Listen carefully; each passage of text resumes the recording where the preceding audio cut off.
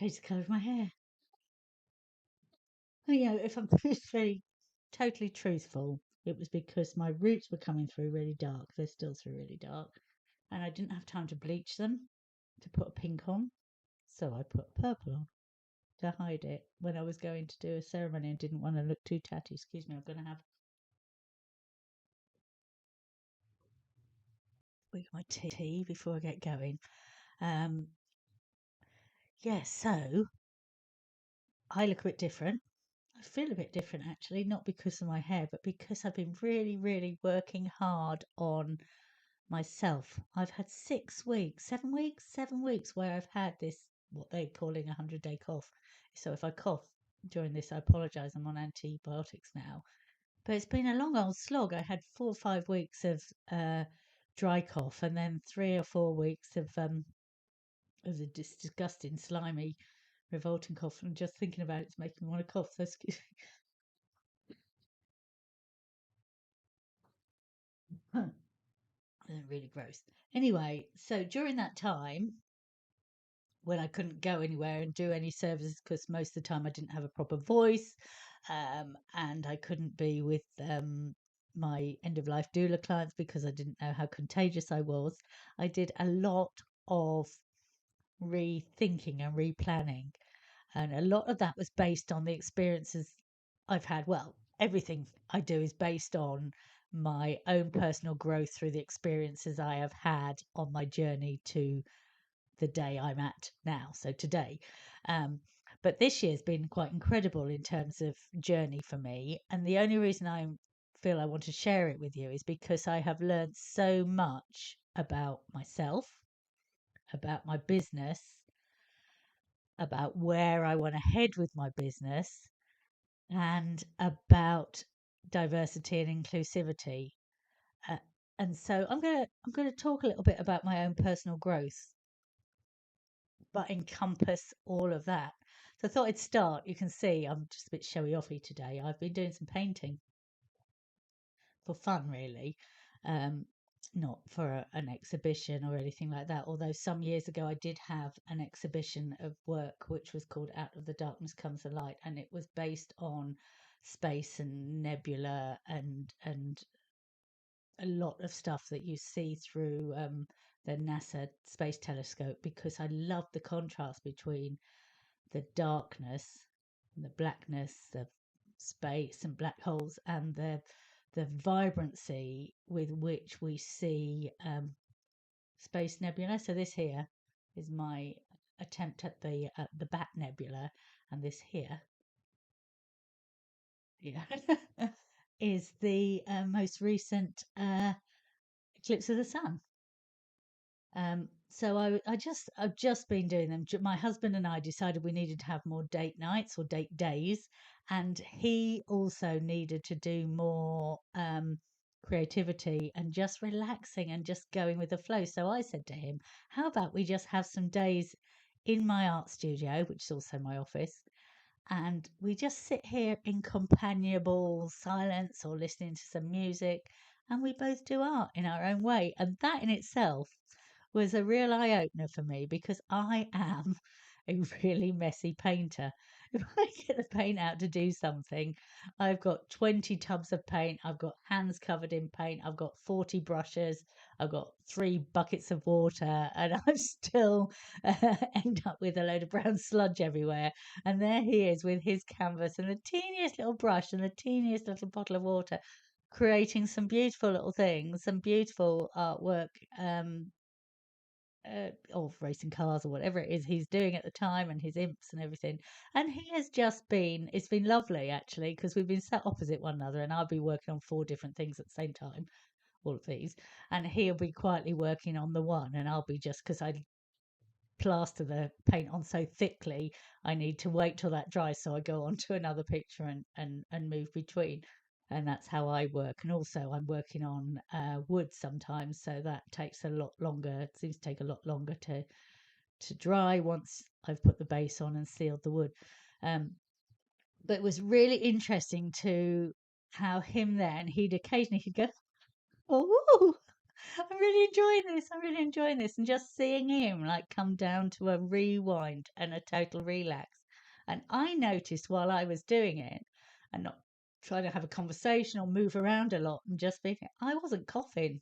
So the 3 times we spent a few hours in the studio, I was just really calm and quiet. My breathing was steady and it was really, really good for me.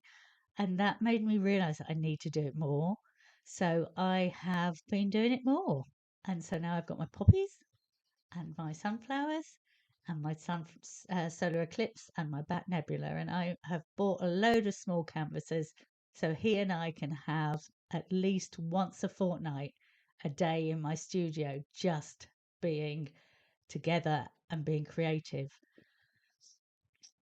But that made me also think about creativity as a whole and my whole journey to becoming more true to myself and my passion. And just painting and doing stained glass is one or two of those ways that I kind of become more into myself. It's where I sit and kind of, at one time, it's, I'd say mindfulness, but it's not, because I kind of empty my mind of my physicalness when I'm doing art, and it'll drift.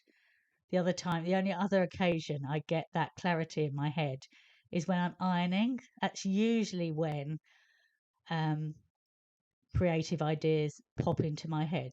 I don't know about you and how your ideas and stuff evolve, but for me, doing either weeding or ironing or painting, I either just become so absorbed in a like a nothing box. It's that, which is really interesting. My husband has always talked about his nothing box. You know, when us women, usually it's women saying to men, usually, what are you thinking? It's always been the old joke, hasn't it? The wife says to the husband, what are you thinking? And they say nothing, and you don't believe them. But he assures me that he genuinely is genuinely thinking of absolutely nothing. He describes it as having this nothing box in his head where nothing is going on and he is just in complete, serene silence. And I think, oh God, that's so nice. I wish my mind and my genetics took me to a place like that. And then I realized that quite often I get to a place like that when I'm doing art, which is wonderful. When I'm doing weeding or ironing, what tends to happen is my creative juices flow and I start being creative with words. So, what tends to happen then is that content comes to me. So, I'll start writing a blog or a letter or a piece of prose in my head or a piece of copy for my website or a product for my business. And I realize that the right words in the right tone with the right message are coming to me and flow. And I have to stop and I have to go and find a piece of paper or record it on my phone if I've got it with me, so that I don't forget it, because it's just always, I feel at that moment, is just perfect. And so creativity is not just about picking up some paint and splashing it on a board or sewing or doing my stained glass. It's about finding the words and creating my whole not creating my persona, because my persona is me trying to be more me than I already am. It's about having that space to listen to my inner dialogue and sort out all the noise and assess it and bring it to the fore of where I want to be. And what this last 7 weeks, while I've not been feeling too great, and not been been fairly antisocial, so not really interacted with people, has afforded me to do is to rework the content of my website, bernieb.co.uk, because what I've really been trying to do is make it less mainstream, so less about mainstream weddings, mainstream naming ceremonies, and more inclusive and more diverse and more accessible to everybody, irrespective of their race, irrespective of their gender, irrespective of their ability. I just want to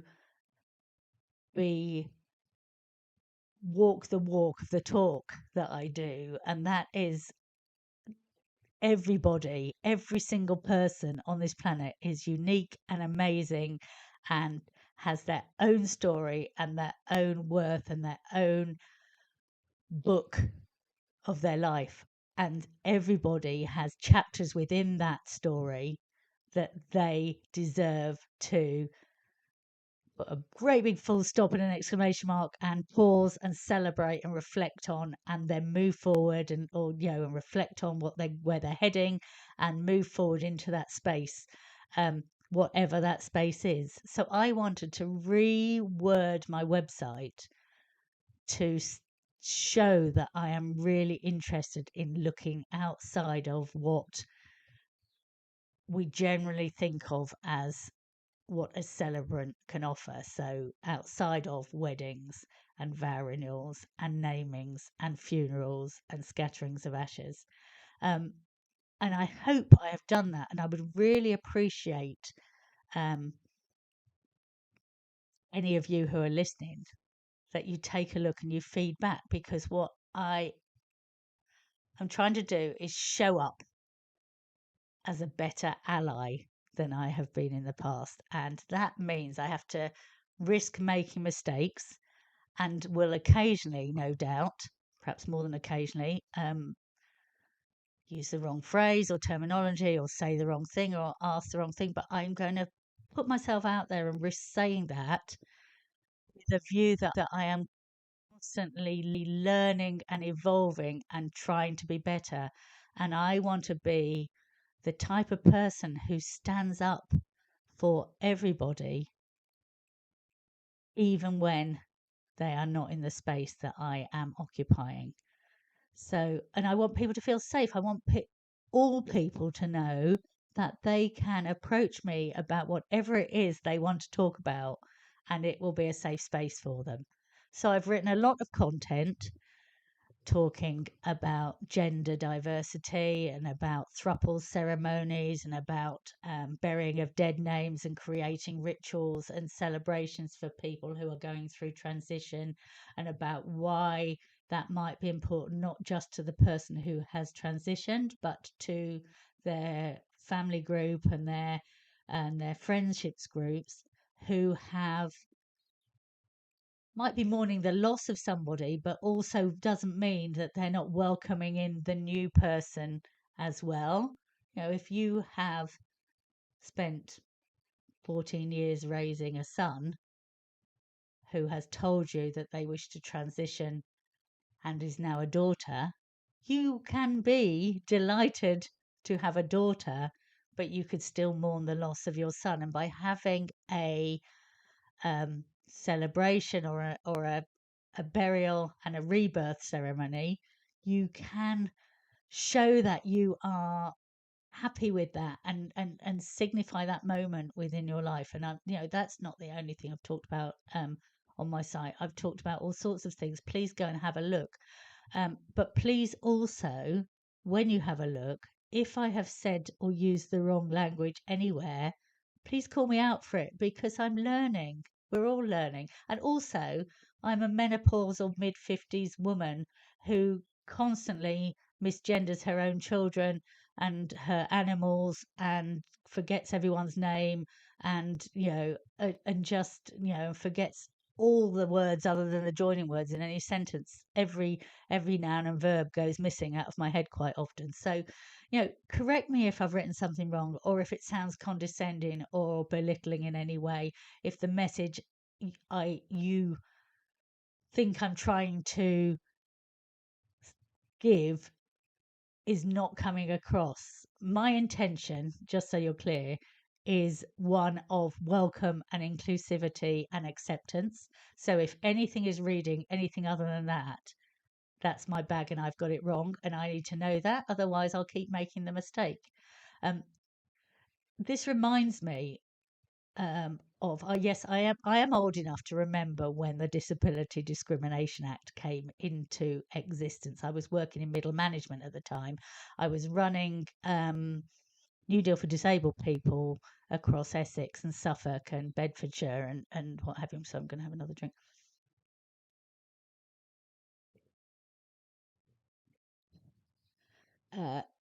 Which was a job centre plus outsourced contract to the company I was working for at the time, and I was the manager overseeing certain officers and trying to roll out the contract and help people with disabilities back into work within the confines of the contract. To be honest, it wasn't very satisfying to do it that way because it was always about working the system, like all privatised contracts are. I have to say, it's about working the system and maximising the profit. Although there is some within for the people, it's working within it is also very much about the individuals who are on that journey.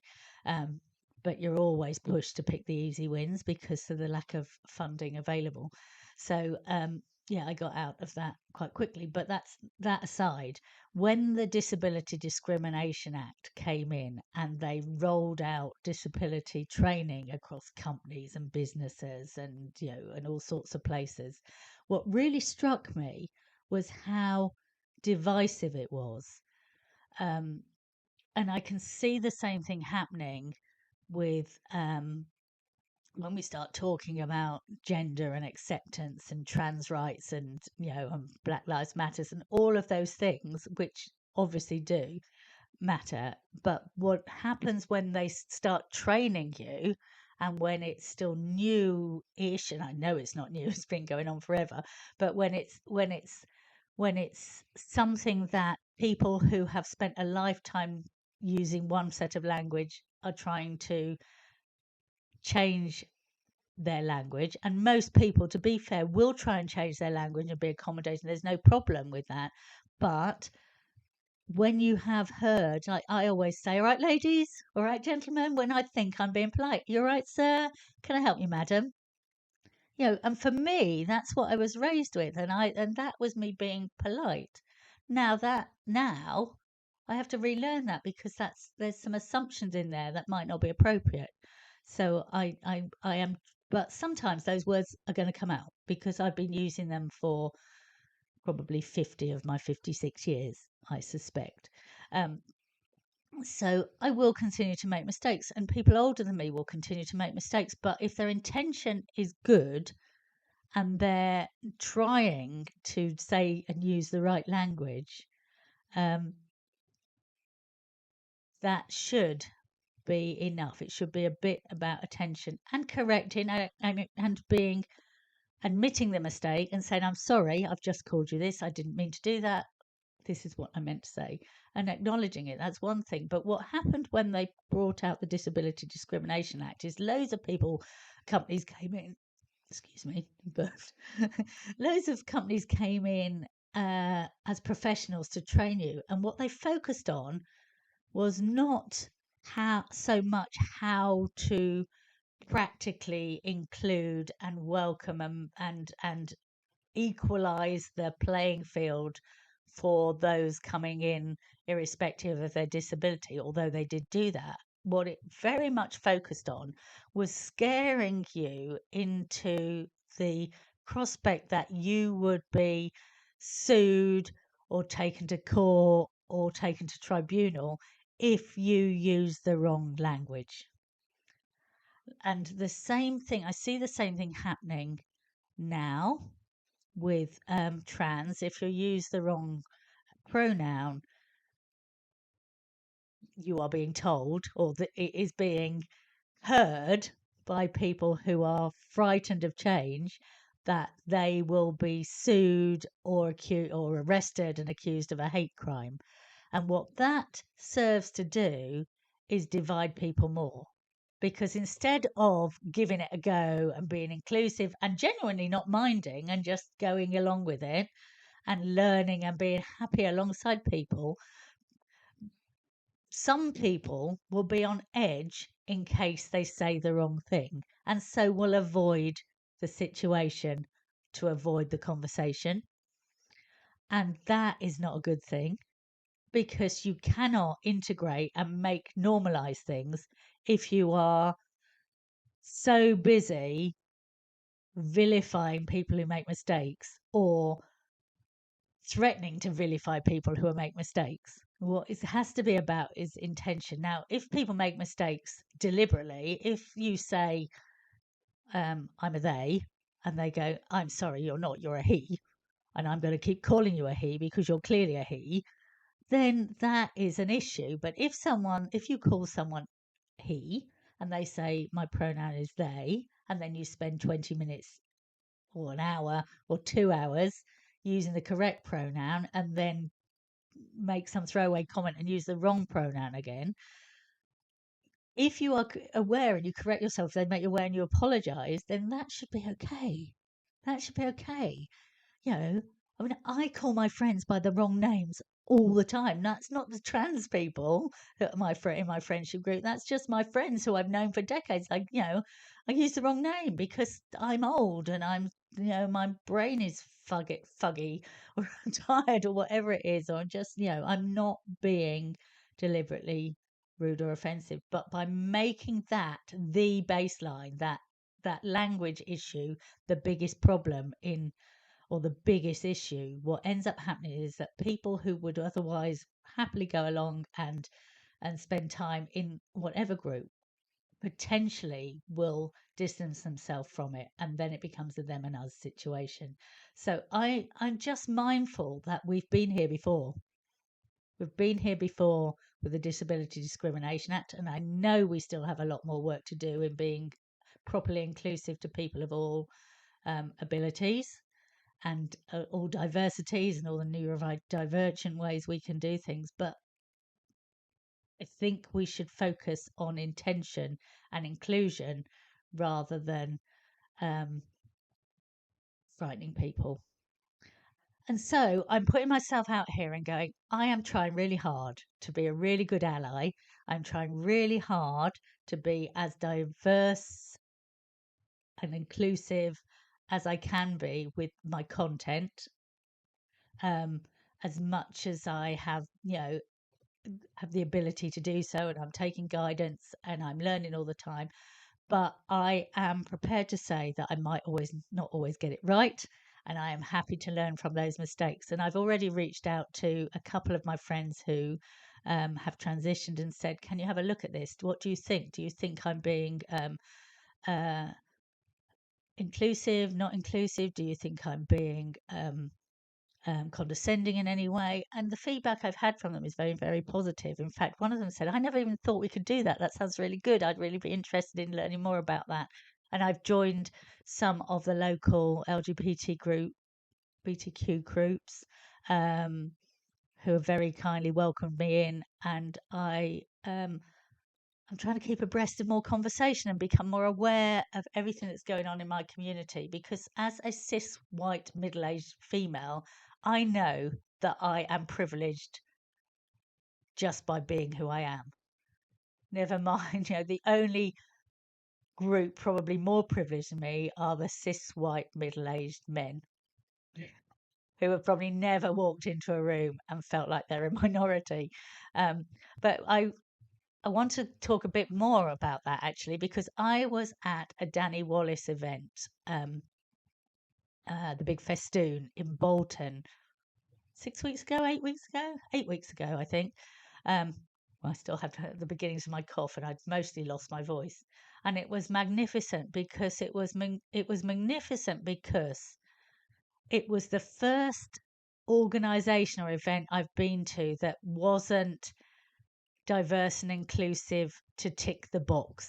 You know what it's like. You go look at any show on TV, there'll be, I was in a reality TV show, and that you could almost do it's almost like a tick box. We need the gay one, the Asian one, the old one with the funny coloured quirky hair, the northern one, the posh one, the disabled one, and it was kind of like it's a tick box exercise, and it's not appropriate. And someone at this event actually said, and I won't name names of the organisation, they worked for a company that talks about access, that promotes accessibility and advises events on how to make them more accessible.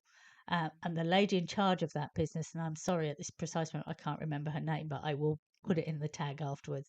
She had been invited to talk at a business event, I guess, so they could tick the box to have an image of somebody who was using a wheelchair. Tick. We have a visual that we are disability positive in our organisation. And then the organisation found out the venue didn't have a ramp. So instead of resolving the ramp issue, they cancelled her as a speaker. Now, I was left open mouthed by that. I couldn't believe it. I mean, they went in and said, look, do you know how bad this looks for you doing this? Let's look at ways that we can make it work, and still include me. And they did, fair play, because I would have told them to poke it by then, but that wasn't the aim. But when I was at the Bolton Stadium, not only is the Bolton Stadium beautifully accessible as it is, the Big Festoon had really, really invested using Sense Story and oh gosh, what was the other queer business and I'm so sorry, and an organisation for accessibility, and they had really, really walked the walk. So you walked into the room to be welcomed. There was people outside directing you in. There were people at the tables. There were several ways to check in. Then you could have, if you wanted, you could have a pronoun badge, and there were also badges that said, I like a hug, or I prefer to not be hugged. I can't remember the wording, but there was those. No judgment. You could just have them if you wanted them. There was lanyards with QR codes. The QR codes took you to, if you just took a picture of them, they took you to that person online, and you could then connect with them. That was really good. But then you walked in, there was lifts. We walked in, the toilets were there. They didn't say male, female. They didn't have a picture of somebody in a dress and then a picture of somebody not in a dress. They had with urinals, without urinals. Simple, eh? Then there was a quiet zone area which had like a tent, like a bell tent with soft seating, so you could go and be quiet there. There was a quiet zone with desks and plugs. There was an area with swings. There was just lots of spaces, chill out spaces in different layouts to suit different people with different needs. Then when you went into the main event, the tables were spaced on one half of the area, or probably the whole thing, but certainly on one half of the area, the nearest half of the area, they were spaced so there was more gap between all the round tables to make them accessible without it being a big deal. A wheelchair, someone with crutches, there was easy access to the tables. There was also 2 big screens, one of which had subtitles, speech to text on it, one of which didn't. There was a hearing loop in the whole room. There was the event happened to be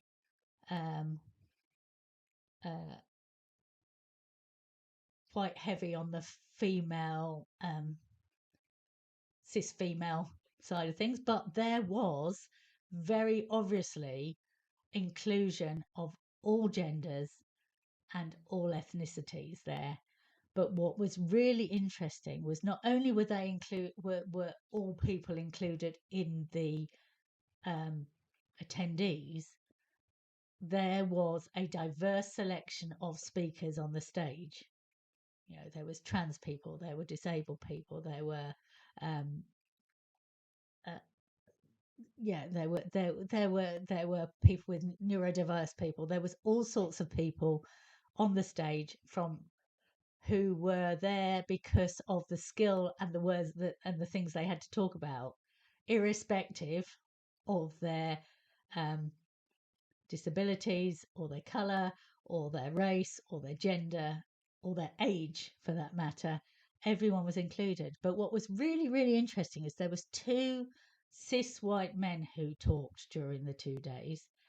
And I don't know if both of them said, but certainly one of them said, I now really get what it means to feel like you're a minority and to be accepted and included. He said, I walked into this place that was full of women and trans people and neurodiverse and non-binary, and I was perhaps one of 20 cis white men or cis men. Never mind the people from other ethnicities in that room.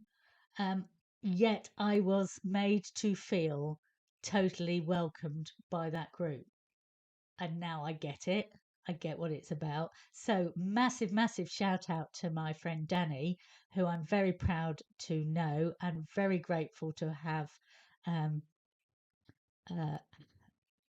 received a ticket for her Big Festoon, because it was unbelievable and absolutely magical and wonderful, and has really, really enlightened me and shown me that most people are just plain lip surface to inclusivity and diversity, and I don't want any of that. I don't want to just say I am. I want to show that I am, and I want to do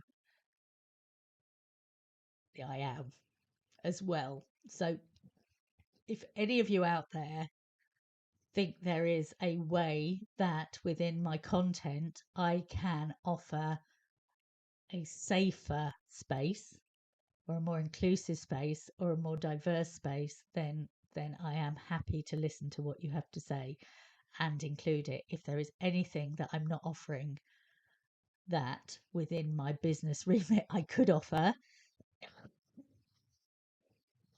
sorry, excuse me, then I would happily listen and take on board any advice or suggestions that you have. In the meantime, if you do have a look at bernieb.co.uk and you look at life celebrations, there's 2 sections. There's once you go to Find Right Surface, there's then 2 sections or 4 pages in total that talk about celebrations. I'm still working on reworking the content about endings matter, and I'm making sure that shows more thought and inclusivity to trans and non-binary people when it comes to end of life care and support. But I've got to do some bit more research to make sure I get all of that in there in the right way for everyone. I'm hoping in the future to start doing a few of my podcasts with guests on various subjects. Could be creativity, so on the art side of things, but it could be on celebration. It could be on transitioning journey and becoming more authentic in yourself, and how you got to the point as an individual where you felt safe enough or in need enough or desperate enough, whatever reasons it was that got you there, and how that journey has taken you to where you are now, and how you've become more comfortable in your own skin, because we're all working on becoming more comfortable in our own skin. I'm still working on it. I'm 56. I'm still working on being being comfortable and happy in my own skin, and not making judgments about myself, because I'm the person that I am the least accepting of.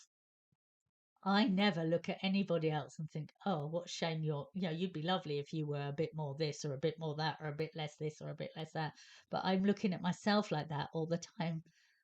And I am trying really hard to talk to myself more kindly, and to notice when I'm not talking to myself kindly, and to correct it. I would never tell a friend they were stupid or ugly or fat or wonky teethed or old looking or an idiot. But the amount of times I find myself doing it to myself, and I've got to work on that. I know that. and I am working on it. I'm much better at accepting my wonky teeth and my grey roots and my podgy belly. I don't care. I like cake and I'm going to keep eating it. And I like drink and I'm going to keep drinking it. I don't care. But I am always working to become more authentically myself, because I truly believe that if we embrace our full and whole self, our warts and all self, we become more likable. Life becomes a darn sight easier because people are liking the people around us who are in our tribe, are liking us for the person we really are, which is really empowering. You know, your authenticity is your absolute superpower, and every single person on this planet deserves to be able to feel safe being their true and authentic warts and all self. And I'm going to keep trying to champion that. And you can follow me on my journey, and I'd love to see you there. So thank you very much for listening. I'm Bernie B, bernieb.co.uk, or Bernie B Full Life Celebrant on Facebook, YouTube, Instagram. So have a look out for me. Sign up. I'd love to speak to you. Send me a message. Give me some feedback. Um, there's some exciting things happening with my business, and it's coming this way. And I will be launching some stuff over the next few months that hopefully will give people more access to more of my services in a more diverse way. So let's wait and see. You can tell me what you think. And in the meantime, if you like any of these pictures, give me a. I'd really love to know which one's your favourite. Okay, bye for now.